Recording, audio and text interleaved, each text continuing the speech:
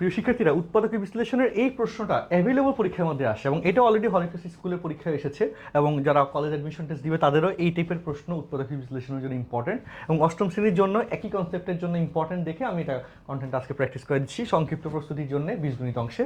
চলো, এক্ষেত্রে দেখো নিচে 3 দেওয়া আছে ভগ্নাংশ আকারে। তো ভগ্নাংশ দেখলে আমাদের একটু ডর ভয় বেশি কাজ করে, মনে হয় কি না কি এখানে। তো আসলে সেই জিনিসটা নর্মাল একটা সংখ্যাই, সেটাকে নর্মাল সংখ্যা হিসেবে নেওয়াই উচিত। হ্যাঁ, তো চলো আমরা এবার এটাকে লসাগু আকারে করে ফেলি। এখানে 3 লসাগু হয়, 3 লসাগু করলে কি হয় 3x square minus 10xy plus 3y square. Okay, ঘটনা কি বুঝছো?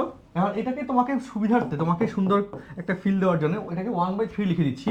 1/3 লিখে দিলে এখানে দেখো কি আসে 3x square minus 10xy plus 3y square. এবং দেখো এটা এখন তোমার পরিচিত ম্যাথ হয়ে গেছে। এই যে দুইটা রাশি, এই যে এখানে স্কোয়ার আছে, গুণাকার আছে, এটাকে এইটুকুকে এবার গুণাকারে আনবা। দেখো অনেকটা সহজ হয়ে গেছে। এখন 3 এবং 3 গুণ করলে 9, 3 3 কে 9, আর এখানে মাঝখানে আছে 10, শেষে আছে প্লাস। রুলসটা কি? শেষে প্লাস থাকলে মাঝখানে যে চিহ্ন উভয় রাশি সে চিহ্ন, তাহলে দুইটারই চিহ্ন সেম হবে। দ্বিতীয়ত 3 3 কে 9, 9 কে 9, 9 সাথে 1 যোগ করলে 10 হয়। তো এই ফরম্যাটে তুমি এখানে সূত্র ভাঙাই ফেলতে পারবা। তো সেক্ষেত্রে এখানে 9 কে 9, 9 সাথে 1 যোগ করলে 10, তাহলে লাইনটা দেখো কিভাবে লিখবো, 3x square minus 9xy minus xy। ওকে, 9 কে 9, 9xy সাথে xy হইলে 10xy হয়ে যাচ্ছে। আচ্ছা, তারপর হচ্ছে প্লাস 3y স্কোয়ার, প্লাস কি 3y স্কোয়ার, আর এই পাশে আছে 1/3। আচ্ছা, তারপরে এখন দেখো প্রথম দুইটা রাশি থেকে 3x কমন যায়। প্রথম দুইটা রাশি থেকে কি কমন যায়? 3x কমন যায়। তাহলে 3x কমন গেলে কি থাকে বলতো?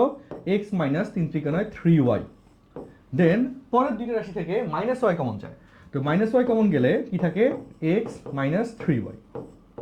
দ্বিতীয় বন্ধনী আমরা দিলাম, এখানে 1/3 লিখে দিলাম। তো এবার এখানে একটা রাশি, এখানে একটা রাশি, x minus 3y, x minus 3y দুই জায়গাতে আছে, x মাইনাস 3y কমন যাবে। তো চল লিখে দিলাম x মাইনাস 3y কমন নিলাম।